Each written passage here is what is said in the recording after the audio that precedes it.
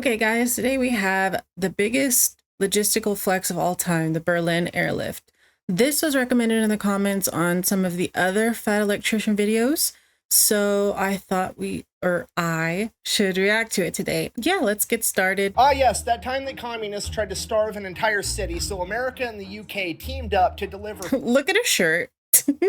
4.6 billion pounds of food and supplies to that city using nothing Wow. but cargo planes.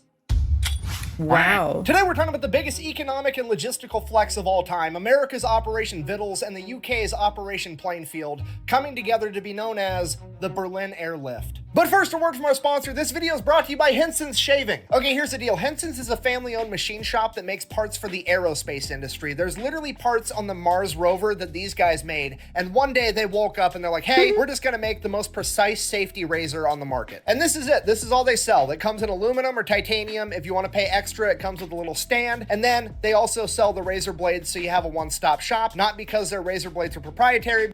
It looks retro.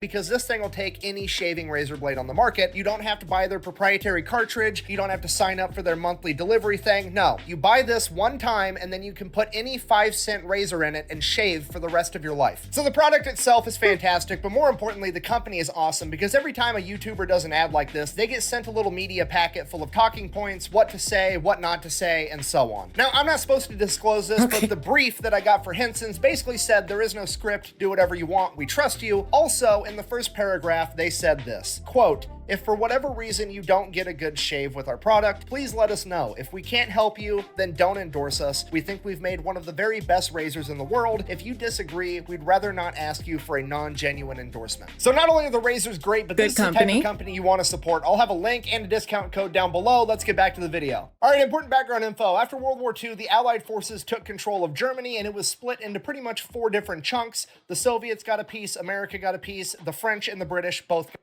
Oh, that sounds chaotic.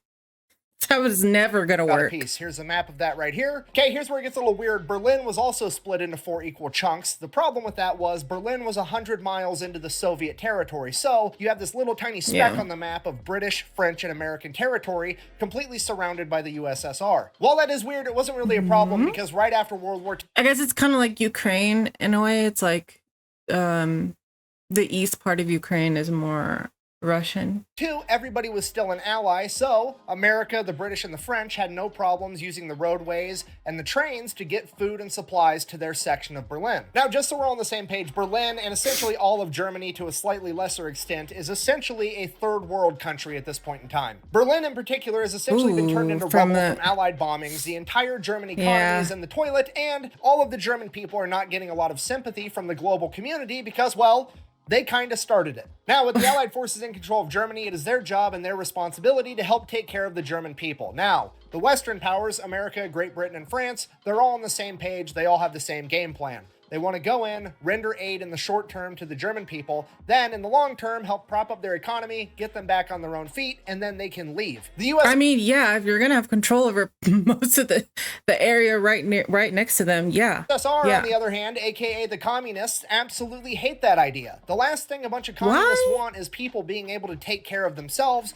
so they step in and they're like, no, absolutely not. We're going to build a communist utopia out of this place. So, in order to stop the Western powers from helping Germany, they decide that they're going to print billions and billions of Reichsmarks, the German currency. They devalue the currency, so there's... I was about to say, printing money is like...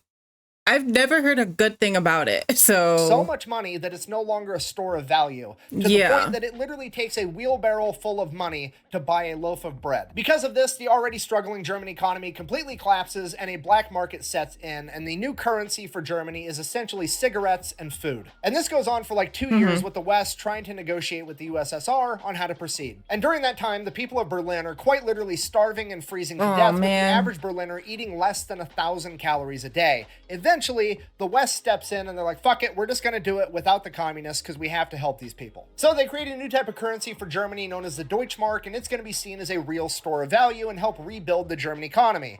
The Soviets find out about this and they freak out, basically break... Well, then why didn't you fix it? Like, that's a long time. 2 years is a long time to not fix the problem. Break all diplomatic communication with the Western powers, and they officially want to break up and just have East versus West, capitalism versus communism, Hungary versus Fed. This is where the Cold War really starts kicking off. And the first ideological battleground of the Cold War is going to be Berlin, because remember, it's 100 miles into Soviet territory, and a big chunk of it is still controlled by the Western powers. So the Soviets decide they need to take over that part of Berlin too. They can't have a little speck of capitalism in their communist utopia. Now, I mean, that's true. Like, it can't survive this way. There's no way someone's going to take over. The communists, it's an easy fix. They really don't have to do anything, because the minute the West Berliners see what a communist utopia really looks like, they're going to willfully and freely denounce capitalism and run over and become communists too, right? Wrong. That's never going to happen, because communism sucks. It's always sucked, and it's always going to suck. So the communists are going to do what they always do. They're going to basically present West Berlin the option: join, or we will attempt to kill you. Because if you don't know, that's the dirty... This just sounds very familiar with what's happening right now with Ukraine. In communism. They always talk about seizing the means of production. What they never bother to tell you is that people are also part of that means of production, and they will seize you too. So that's exactly what they do. They attempt to seize West Berlin. They blockade it off from the Western powers. They cut off every road, every railway, and every waterway so that the Western powers cannot get West Berlin food or any other supplies. And then they cut off the power to that section of the city, quite literally freezing and starving them to death until they comply. So obviously this is a diplomatic and humanitarian disaster. All the military leadership runs over to President Truman and they're like, hey, what do you want us to do? Basically, we got three options. Option A, we can start rolling tanks in and kick off World War III right now. Option B, we can just leave the Berlin people there to die. And option C, we can try to fly in as much food and supplies as possible, but getting enough to feed an entire city is basically going to be impossible. What do you want to do? Now, obviously, I'm paraphrasing a little, but Truman basically said, we're America, we don't start world wars, we just finish them. Also, and I quote, we stay in Berlin. Period, which narrows it down to one single option. They are going to fly in enough food and enough supplies to try to feed all of West Berlin. Here's the catch with that. The American leadership has absolutely no idea what that's going to take or how to even proceed. So they go to the British government, who has just spent the last decade rationing their own people, and they have a great understanding of what it takes to keep a large population of people fed and warm. So Great Britain crunches the numbers, and they figure to get every single person in West Berlin 1,700 calories a day, it's going to be 1,500 tons of food every single day. In addition to that, since the power got cut off, they're going to need 2,500 tons of coal and fuel every single day. Okay, 4,000 tons. Just so we're all on the same page, that is 8 million pounds of supplies every single day just to keep everyone alive. And the best cargo plane they have to work with at this point in time is the C-47 Skytrain, which has a maximum capacity of 3 tons, meaning that they are going to have to land 1,333 cargo planes into Berlin every single day. To put that into perspective, there's only 1,440 minutes in a day, meaning that one plane has to land every minute and 8 seconds.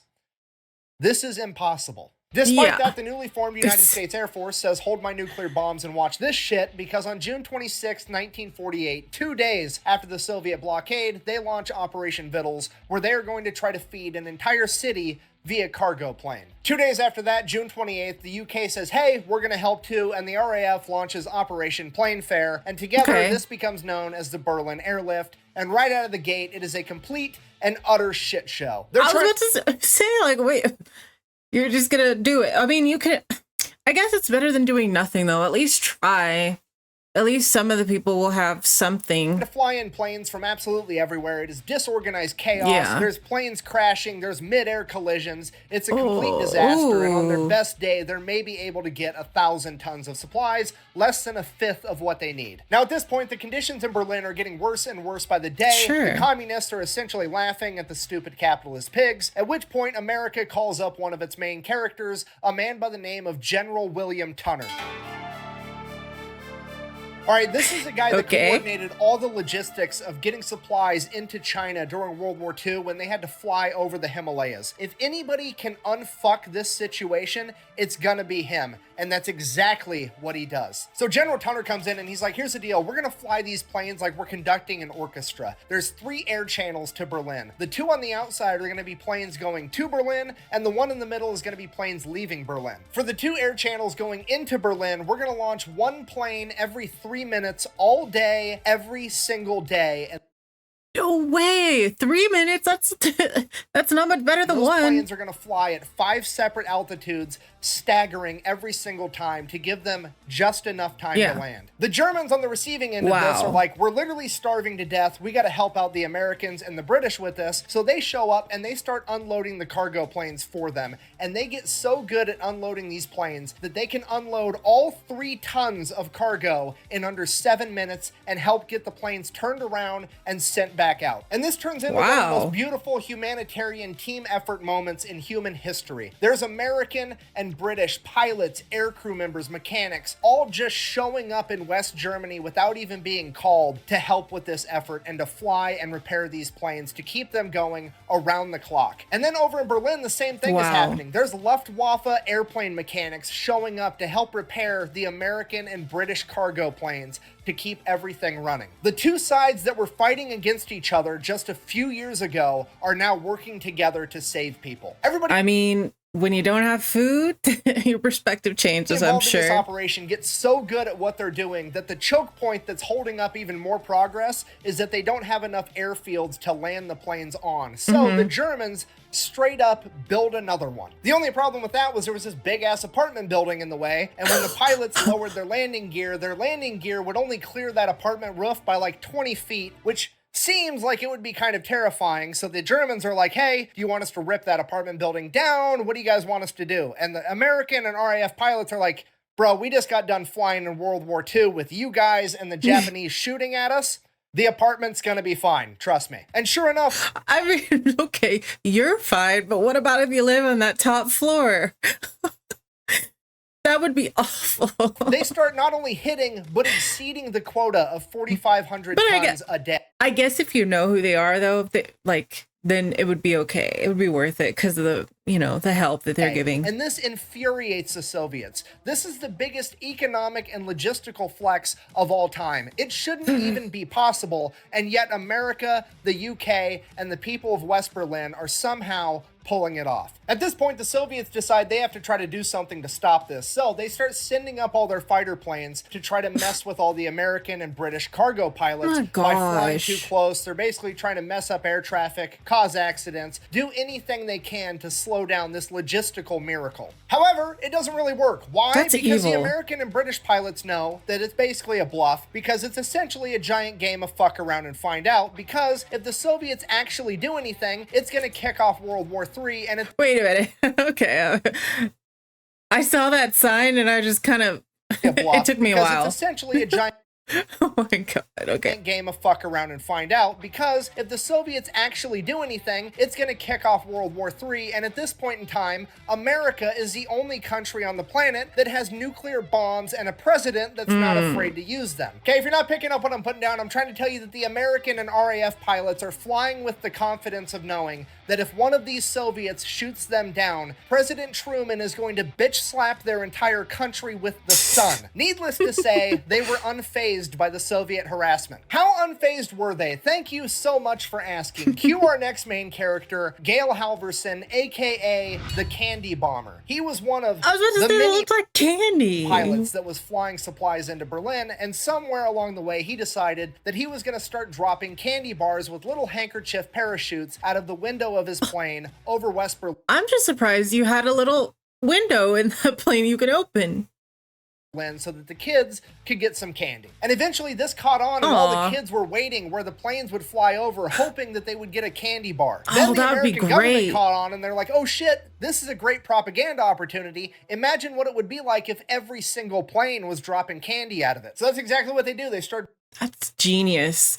And how fun would that be as a kid? Dropping a bunch of candy out of every plane, and then they make propaganda out of it. But then it gets bigger because all the American candy companies start sponsoring it and donating even more candy to drop. And then it That's gets a great bigger idea. because all the kids in America and the UK start raising money at school to buy candy to give to the kids of Germany, and they're giving out even more candy. And the Soviets have to stand there and watch as the Americans and the British are not only flying in a literal Costco worth of shit into West Berlin every single day, but they're dropping candy out of their planes like it's a fucking parade the entire time. And this is all going on. I don't know why that, like, that made me so excited. That was so cool.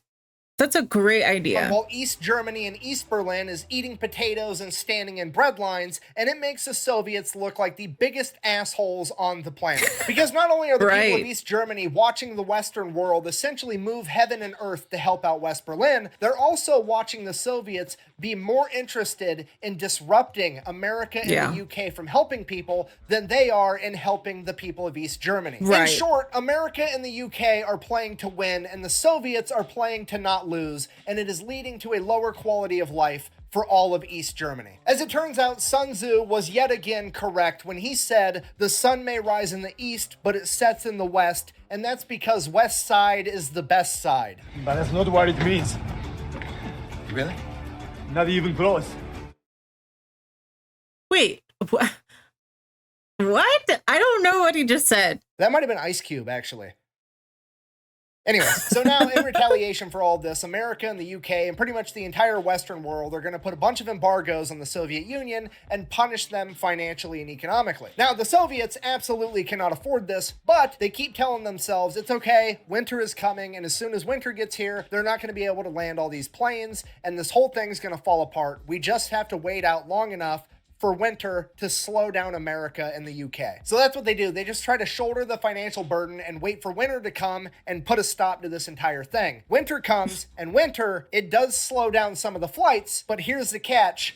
America was also developing bigger, better cargo planes, and now America isn't just flying the C-47, America's flying their new cargo plane, the C-74 Globemaster, and as opposed to the previous C-47 carrying... What a name. That's a great name for a plane. 3 tons, the Globemaster can carry 25. So despite the fact that weather can sometimes delay flights, America and the UK continue to improve and increase the amount of supplies that they are delivering daily. And by Easter Sunday, 1949, they would break their own record, landing 1,383 planes in a single day, delivering 13,000 tons of supplies, which is 26 million pounds, which obviously is like 11.8 million kilograms, or roughly 87 blue whales. Yeah, the United States Air Force and the RAF shipped 87 blue whales worth of crap into West Berlin in a single day. And because of this, it becomes very apparent to the Soviet Union that America can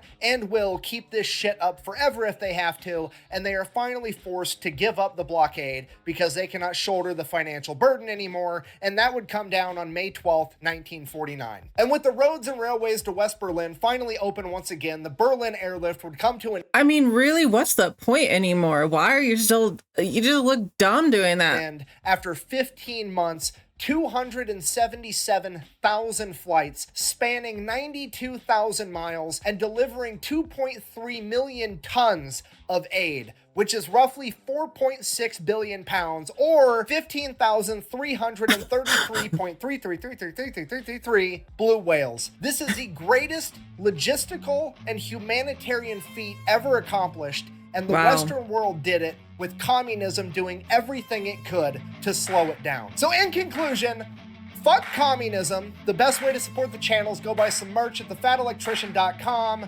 Quack bang, out. I like that shirt.